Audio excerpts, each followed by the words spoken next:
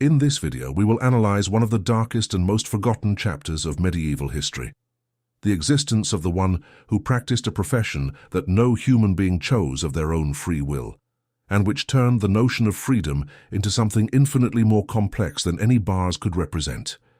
Before continuing with the video, remember to subscribe to the channel for more documentary narratives like this one.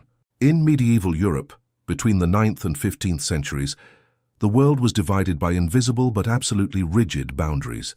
They were boundaries of birth, function, and destiny. Feudal society organized every human being within a hierarchy that seemed, in the eyes of that era, as natural as the seasons. There were those who prayed, those who fought, and those who worked. 3 orders, 3 destinies, and within each of them, an entire universe of privileges and miseries that were rarely questioned aloud. The peasants bent their backs over the land in exchange for protection and a loaf of bread more uncertain than promised. The artisans mastered trades passed from father to son with the pride of one who carries a worthy surname. The merchants sought profit on dangerous roads, and the nobles and clergy governed all of this from above, with one hand on the sacred scriptures and the other on the privileges that the church legitimized as divine will. But there were those who did not belong to any of these recognizable worlds, figures on the physical and symbolic margins of medieval civilization, people whom society urgently needed but refused to acknowledge as part of itself, men and women whose mere presence on the streets could empty a tavern, silence a square, make mothers pull their children to the other side of the sidewalk without anyone needing to explain why. It was an understanding that came from somewhere prior to reason. And among all these marginalized people, there was a single profession that embodied the most complete rejection medieval society was capable of imposing. A job that needed no chains to imprison, because the very existence of the one who practiced it was already permanent captivity. A job that caused men condemned to prison, documented over the centuries, to prefer remaining behind bars to accepting the freedom that this profession offered them. They read the conditions, weighed the options, and the cell won. To understand how this was possible, one must comprehend what the Middle Ages did with that which it considered impure. The notion of purity and impurity was not merely a religious matter, though religion permeated everything in that world. It was a deeply social matter. Certain substances, acts, and contacts were seen as capable of contaminating not only the body, but the honor and lineage of anyone who approached them. This contamination had a name in the legal and ecclesiastical records of the time: infamy. And infamy was as hereditary as a surname and as silent as a curse that no one needed to utter for everyone to feel it.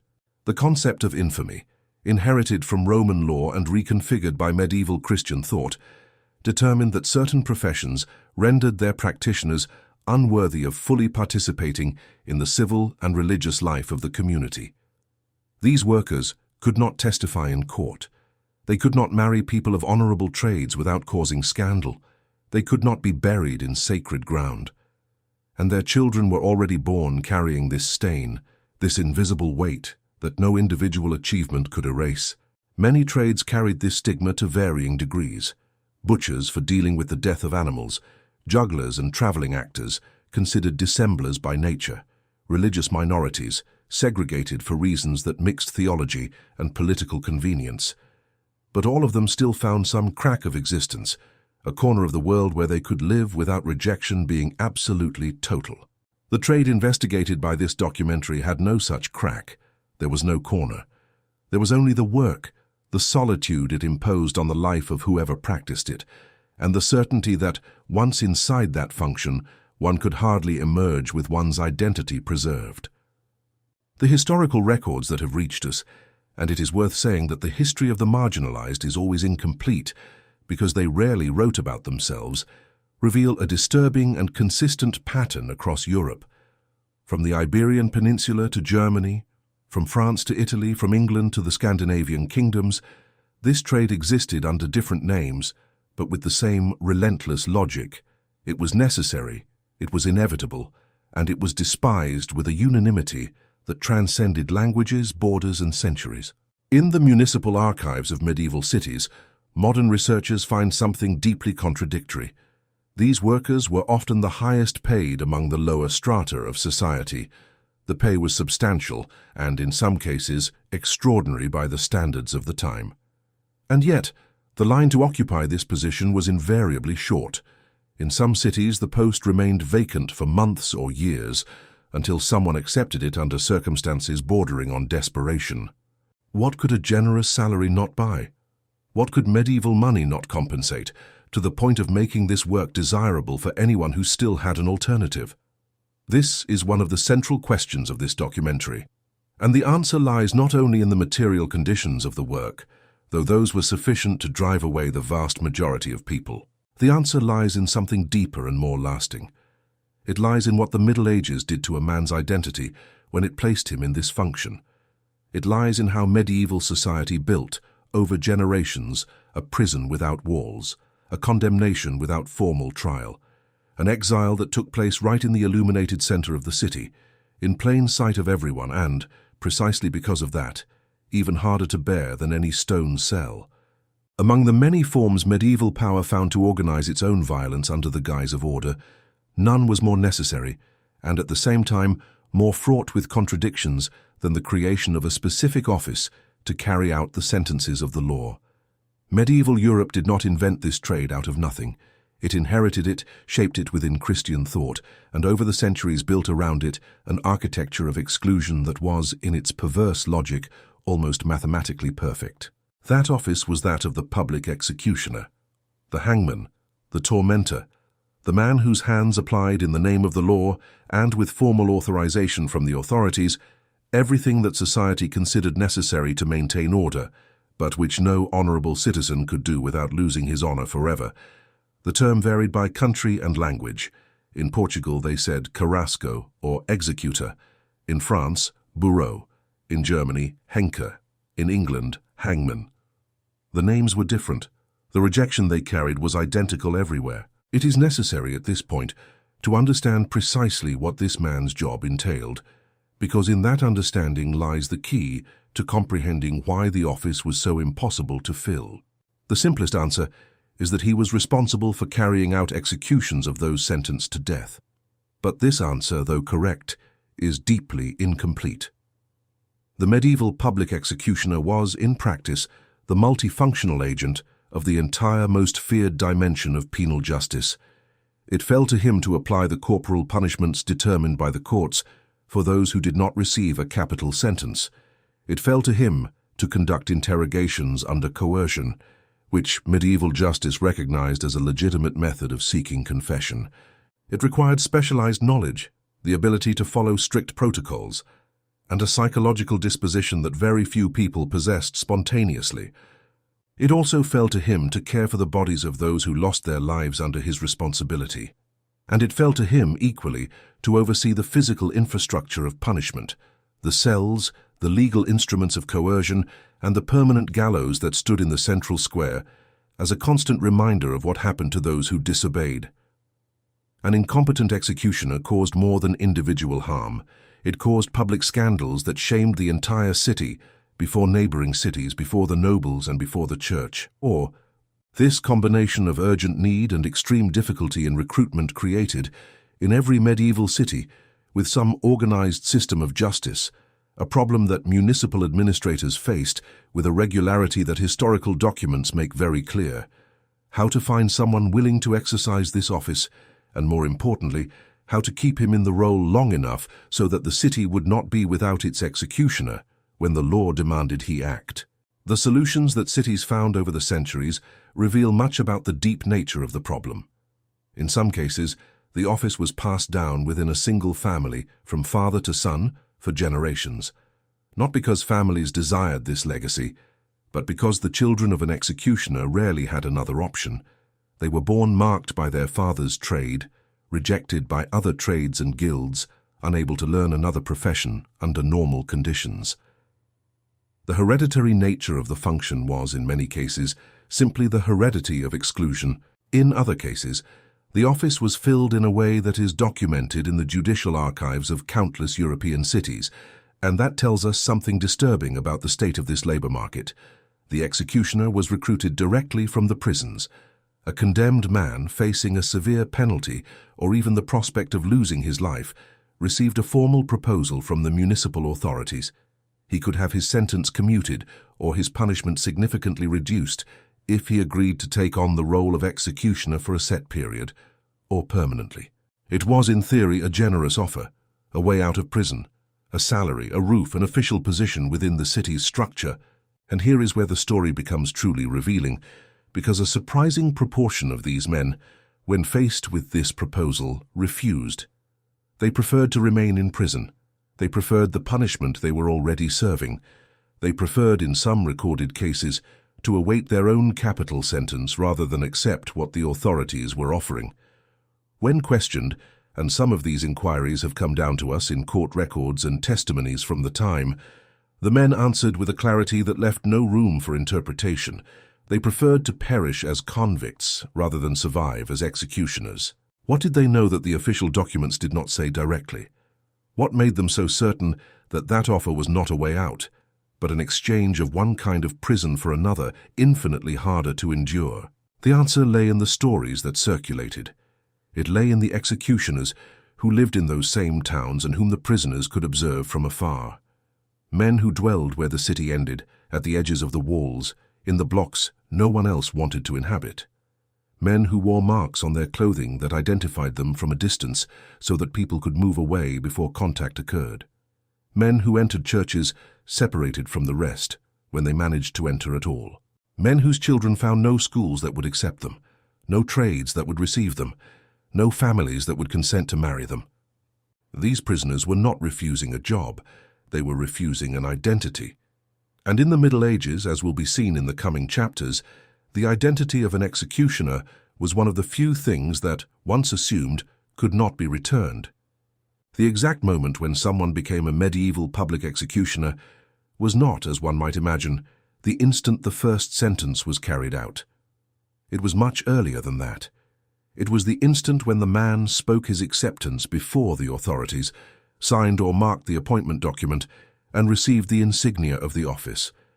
At that very moment, something changed in the way the world saw him, and that change was immediate, visible, and utterly irreversible.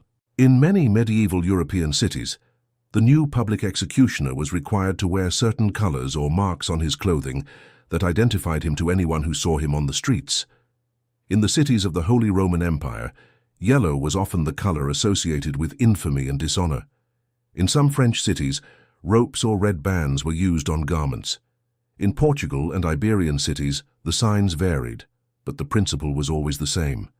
The executioner could not circulate anonymously among ordinary people. He had to be identified before an approach could occur, so that others could move away in time. This need for identification from a distance was not merely an informal social convention. It was, in many cases, a legal requirement, inscribed in municipal records and city ordinances. An executioner who circulated without his distinctive marks committed, in the eyes of medieval law, a kind of social fraud, an attempt to contaminate the public space with his disguised presence. This norm was not identical in every city, but its logic was universal.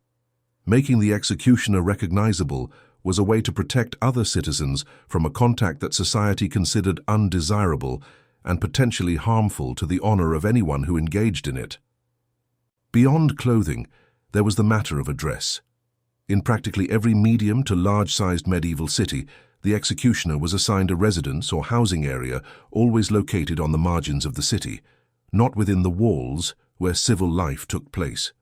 Not on the central streets where merchants opened their stalls and families strolled after mass, but on the outer edge, on the perimeter, where the city technically still existed, but where its pulsating life had already faded away.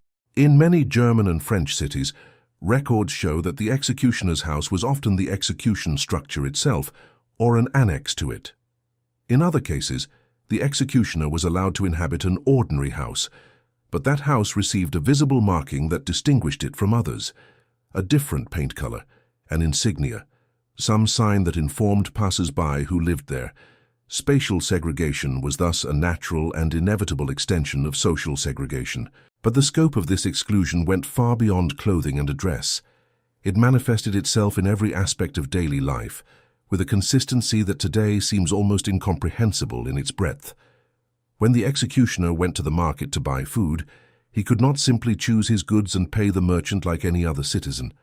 In many towns, sellers refused to accept coins directly from his hands, believing that the contact transferred some form of moral contamination. The executioner had to deposit the payment on a surface from which the merchant would collect it, without direct touch between the two. The church, which in theory should have been a space of redemption open to all, was no exception. In many regions, the executioner could attend Mass, but with strict restrictions: a separate pew, a different entrance, a position in the nave that made clear to other worshippers where he was. In more severe cases, documented in some northern European towns, the executioner was forbidden to enter the parish church, being forced to hear Mass from outside, through the doors or windows, like someone participating on the fringes of a spiritual life of which he was technically a member, but practically excluded. The taverns, the meeting places that functioned as the informal heart of medieval community life, were also not open to them in the same way. In some towns, there were specific establishments where executioners could sit, away from other citizens. In others, they were simply barred from frequenting the spaces of the general population. The moment of rest and fellowship that was, for medieval man, as essential as work, was systematically denied to the executioner. What this exclusion produced in the psychology of a man, especially when he had not arrived there by spontaneous choice, but through desperation or family inheritance, is one of the questions that history has rarely managed to answer with precision. Medieval executioners did not often leave written memoirs of themselves, but the fragments that exist, the testimonies recorded in trials, the occasional letters, and the indirect accounts in chronicles of the time, point to something that was neither exactly resignation nor exactly revolt. It was something more like a forced adaptation to a parallel world that coexisted with the world of others, but rarely touched them. It was a life lived entirely within invisible boundaries, yet as solid as any stone wall. The executioner knew where he could go and where he could not. He knew with whom he could speak and from whom he must stay away. He knew his place in public ceremonies, his seat in the few spaces allowed him, and the silence that the city maintained around his existence, even when it depended on him urgently. And within this parallel world, there was yet another element that made the executioner's condition especially hard to bear. The solitude was not only his, it was also his family's. Every child, every wife, every close relative who shared his roof carried with them a version of that same weight. And it is upon this shared weight that the next chapter will dwell. There was a particular cruelty in the way medieval society extended the executioner's stigma beyond his own person. It was not enough that the man lived marked. It was necessary, within the logic of the system, that this marking outlast him, that it spread like an ink that wets everything it touches. And thus, with a disturbing consistency that repeats itself in records throughout Europe, the executioner's family became, inevitably, his first and most enduring extension. The executioner's wife occupied an especially paradoxical position. If she was married before her husband assumed the office, her own social standing was reclassified the moment he signed the appointment. She did not need to do anything. She did not need to approve, to participate, or even to know beforehand. Marriage alone was enough. Through the mechanisms of conjugal infamy, the husband's honor determined the wife's honor, and his fall automatically, silently, and legally dragged hers down with it. Women who tried to contest this classification, and records of some who did exist, rarely succeeded. Medieval law was clear. The family of the infamous shared in the infamy. For the children, the situation was even more brutal in its structural injustice. A child born to an executioner came into the world already carrying, by inheritance, the weight of a trade he had not chosen and did not understand. That child encountered closed doors in ways that became progressively evident as he grew and tried to participate in community life. The parochial schools, which in the Middle Ages were the only formal path to education available to the non-noble classes, often refused the children of executioners. There was no universal law determining this everywhere, but there was a custom that, in its practical effect, was equally coercive. The guilds, The trade corporations that controlled access to virtually every skilled occupation in the medieval city, from shoemaker to carpenter, from blacksmith to baker, had provisions in their statutes that explicitly prohibited the admission of children of people considered infamous. This meant that the son of an executioner could not learn an honorable craft, no matter his talent or determination.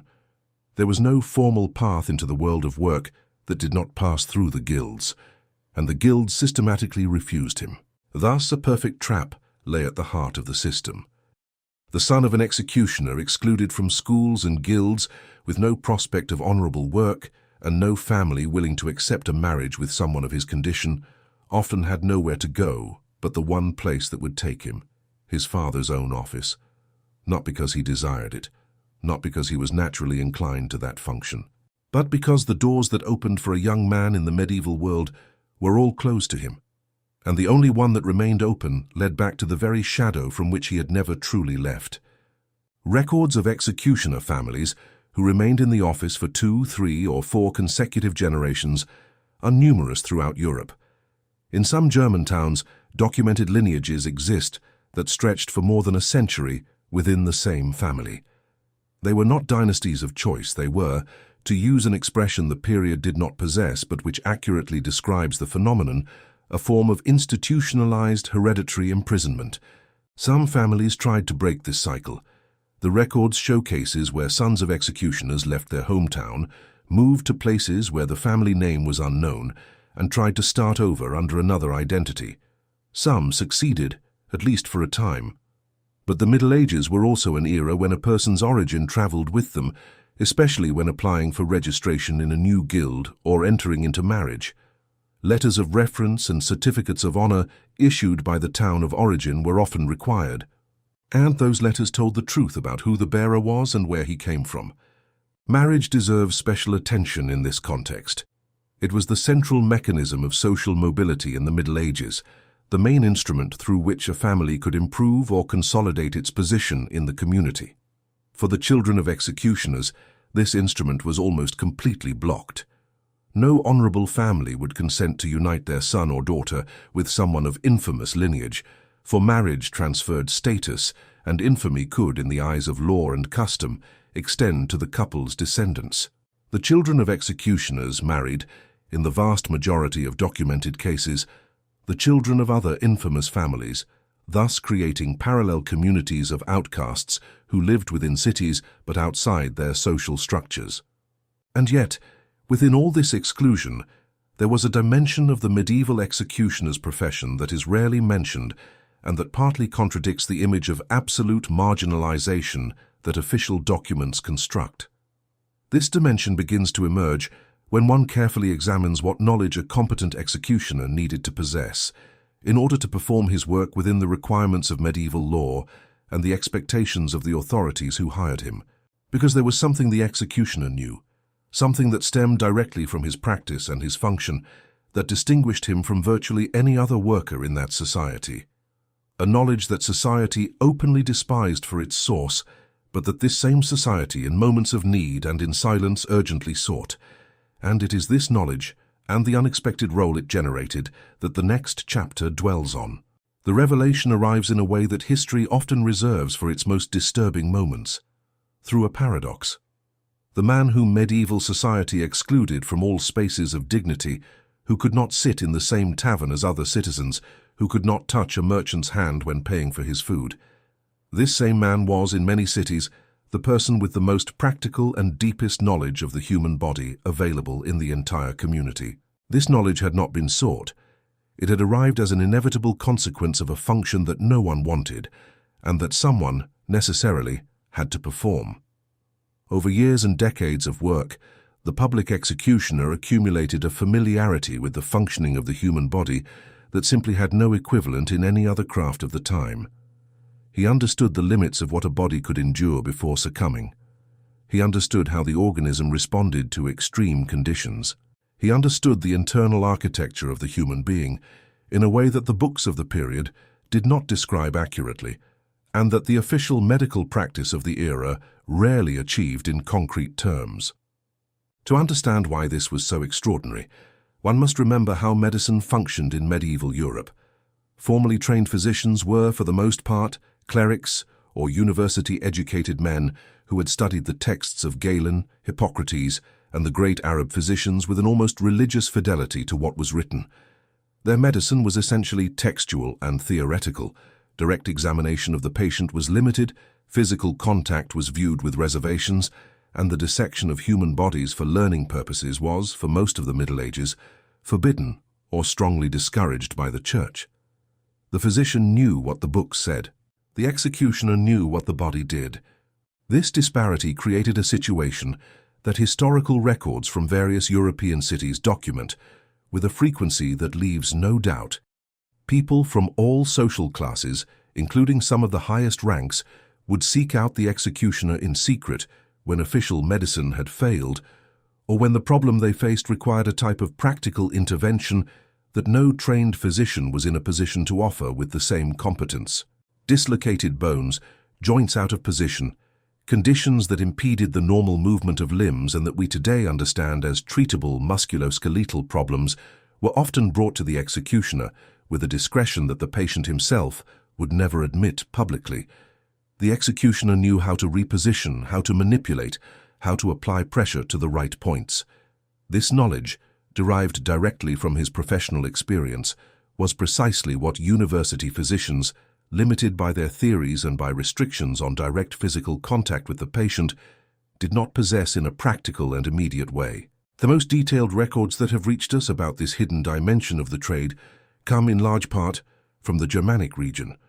The best-known example is that of Franz Schmidt, executioner of the city of Nuremberg between the 16th and 17th centuries, who left a diary of remarkable documentary richness.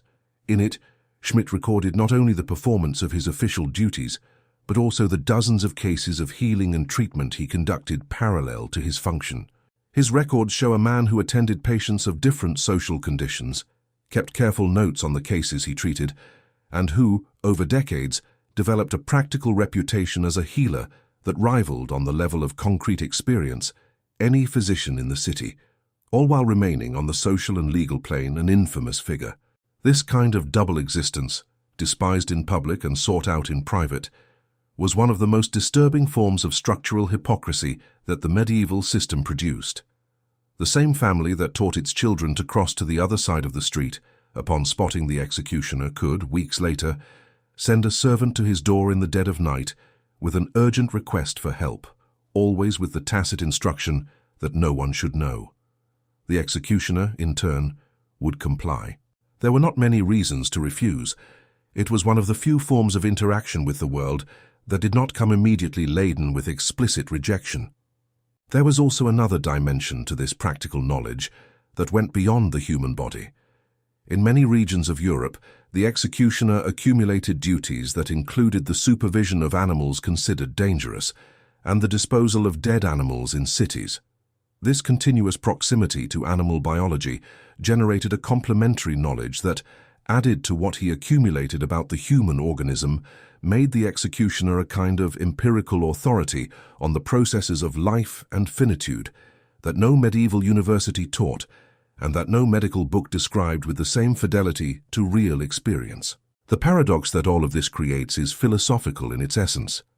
Medieval society built around the executioner an architecture of exclusion designed to confine his influence to the bare minimum, and in doing so, by forcing him to remain close to the most concrete dimensions of human existence, it inadvertently produced one of the few individuals in that society who possessed a genuinely empirical knowledge of the workings of life.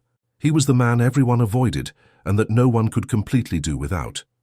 This contradiction, as will be seen in the next chapter, was not exclusive to the realm of knowledge. It ran through every layer of the relationship that medieval cities maintained with their executioners, and at certain moments in history, led to results that surprise even those who already know this period well.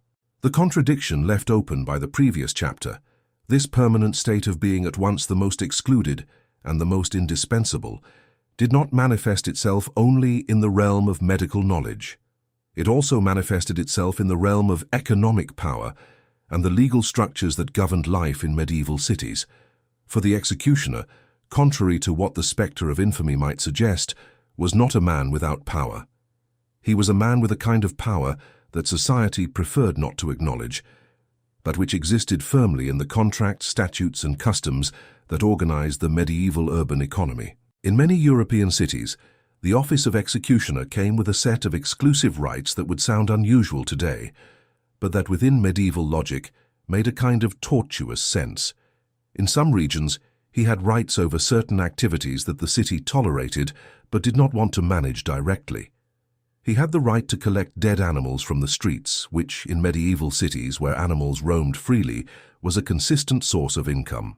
In some Germanic cities, records show executioners who had accumulated considerable wealth over their careers, not by the city's generosity, but by force of the exclusive rights that the office conferred upon them by law. This silent economic power created a tension that the documents of the time capture indirectly, but revealingly. Merchants who refused to serve the executioner directly sometimes depended on rights that only he could grant. Citizens who crossed to the other side of the street upon seeing him might, in the following weeks, need his intervention to resolve a matter that the law placed under his exclusive competence. Social rejection and practical dependence coexisted with a proximity that neither party was willing to openly acknowledge. But it was during periods of great crisis that this paradoxical centrality of the executioner manifested itself in the most dramatic and hardest to ignore way. Medieval Europe was plagued by successive waves of epidemics, and the most devastating of all, the Black Death that swept across the continent from the mid-14th century onward, brutally reorganized the hierarchies of fear and necessity in European cities. When the plague arrived, it arrived with a speed that paralyzed the normal mechanisms of urban life. Doctors fled or fell victim. Priests hesitated to administer last rites to those showing symptoms of the disease.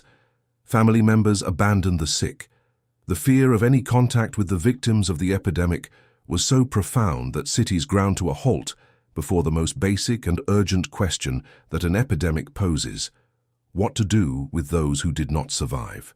The answer in many cities was the executioner, or more precisely the executioner and his family, the only ones who already lived so completely outside social structures that they had, so to speak, less to lose in terms of reputation from contact with death. They collected those who had not survived. They transported bodies through streets that everyone else had abandoned. They ensured that the minimal burial rituals were fulfilled when even the clergy had fled. And in doing so, they became, for a brief and intense period, not the outcast that the city tolerated at a distance, but the agent without whom the city literally could not function. There are records that, in some cities that survived the worst outbreaks, the executioner and his family received, after the period of crisis, some form of public recognition that would have been unthinkable in normal times. Not full reintegration, not the cancellation of infamy, but a more limited and, in its own way, more honest gesture. The silent acknowledgement that the system had survived because there was someone willing to inhabit its most uncomfortable space. Outside periods of crisis, there were also the daily rituals of the office that revealed, each in its own way, the ambiguous position of the executioner in the medieval social fabric. The day of a public execution was, in medieval cities, an event of great collective visibility. It was not merely the application of a sentence, it was a political and moral ritual that the city enacted together, and at the center of that ritual, with all the visibility the role demanded, stood the executioner. For a few hours, the man to whom the city normally denied visible existence became the protagonist of a public theater that everyone watched in silence. There was also a custom that medieval records document with some regularity, and which, by its nature, deserves special attention. The executioner would ask the condemned, before carrying out the sentence, to forgive him for what he was about to do, and the condemned man often did forgive him. It was a ritualized gesture, a formality sanctioned by law and the church, but contained within that formality was something that goes beyond protocol. It was the only documented moment in which the executioner's position was publicly acknowledged as something that required humility and a plea for absolution. In its own twisted way, it was a form of humanity that the rest of daily life rarely allowed him. These fragments of dignity, small and isolated as they were point to something that later history would develop with more space and clarity.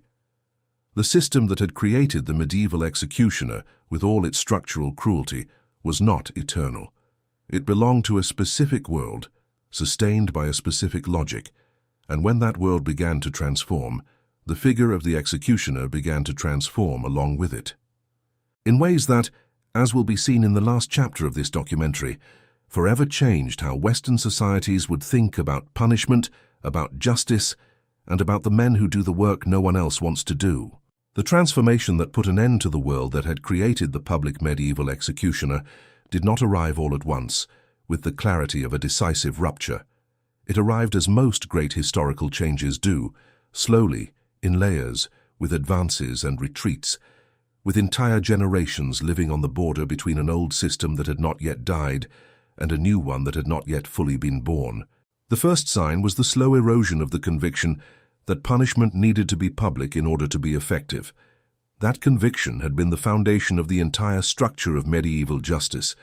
The public execution was not merely a penalty, it was a pedagogy, a collective demonstration, a message sent to all who watched about what happened to those who disobeyed the city's laws, the Lord's orders, the Church's commandments. The executioner was the visible messenger of that pedagogy, and his visibility was, paradoxically, as necessary as it was embarrassing for the society that employed him. With the beginning of the period historians call the early modern era, from the 16th century onward, this model began to be questioned with a seriousness that earlier centuries had not allowed. Thinkers of the Reformation, and later the Enlightenment, began to examine the premises of the penal system with increasingly critical eyes. The Italian jurist Cesare Beccaria, whose treatise On Crimes and Punishments was published in 1764, influentially summarized the argument that would forever change the philosophy of punishment, that the certainty of punishment was more effective as a deterrent than its public cruelty, that there was something fundamentally irrational about building a just society on the foundation of a theater of pain and death staged in public squares. These ideas did not transform the world overnight, but they gradually settled into the legislation and customs of European nations throughout the 18th and 19th centuries, producing a gradual and irreversible shift. Executions were progressively removed from public squares. They were transferred to the inner courtyards of prisons. They were surrounded by restrictions that limited the presence of witnesses, and in one country after another, they were entirely abolished. What happened to the executioners during this transition is a story worth telling carefully. As the office became less necessary with the same regularity as before, the remaining executioners became even more anachronistic figures than they already had been. They lived in a kind of historical suspension. The world that had created their function was disappearing, but the stigma they carried remained, because the stigma had never depended solely on the function, but on something older and more difficult to dissolve than a law or a regulation. In France, the last Western European country to maintain a method of execution in continuous use, the office of chief executioner existed, with interruptions, until 1977, when the last capital execution was carried out. The abolition of the death penalty came in 1981. With it, an unbroken line of public executioners formally ended, an office that, in its medieval beginnings, had been exactly what this documentary has narrated: necessary, inevitable, and deeply unwanted. The man nobody wanted to be, and yet someone always had to be. What this long history tells us about ourselves is a question that goes beyond the Middle Ages and beyond the public executioner as a specific historical figure. The American sociologist Everett Hughes coined, in the mid-20th century, the concept of dirty work to describe those occupations that a society needs but is reluctant to recognize as dignified. Dirty work did not disappear with the end of the medieval executioner. It was redistributed, it changed form, it took on new names and new faces. But the logic that sustains it continues to operate with a persistence that deserves attention. The workers in slaughterhouses, those responsible for urban waste collection, prison guards, grave diggers, technicians who handle hazardous substances in facilities that no one wants as neighbors, all of them inhabit, to varying degrees and with legal protections that the medieval executioner never had, a contemporary version of that same liminal space between the necessary and the unwanted. Society needs them. It prefers not to think about them. And when it does, it rarely does so with the gratitude that an honest look at history would require. The history of the medieval public executioner is, in this sense, much more than a curiosity from a distant period. It is a mirror that the Middle Ages extends to us from a distance of centuries, showing with uncomfortable clarity the mechanisms by which a society decides who deserves dignity, who receives protection, and who is designated to bear the weight of what everyone needs, but no one wants to claim as their own. If this documentary leaves an open question, it is this. Looking at the mechanisms that created the medieval executioner, what are the equivalent mechanisms that our own time has not yet been able to examine with sufficient honesty? There is no easy answer, but it is a question worth asking, and even more worth discussing.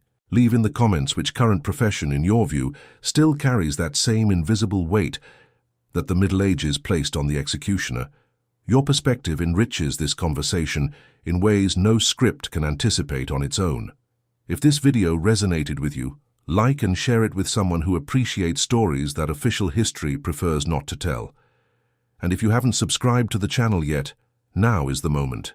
Every narrative we publish stems from the same conviction that the past, when told with honesty, always has something urgent to say about the present. See you next time.